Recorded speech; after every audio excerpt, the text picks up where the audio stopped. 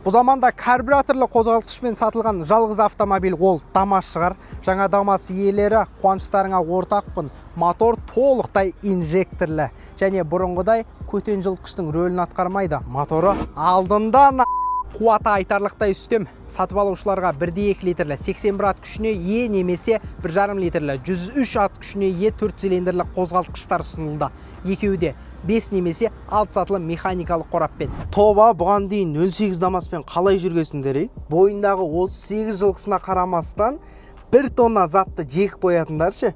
Мынау оның қасында ракета, жылдамдығы 100-ге дейін. Небәрі 3 секунд. Сенбейсіңдер ме? Қазір көрсетем. Кеттік. Мәге дайынсыз ба? Бір, екі, үш. Әлі 100-ге жетті. Чотам.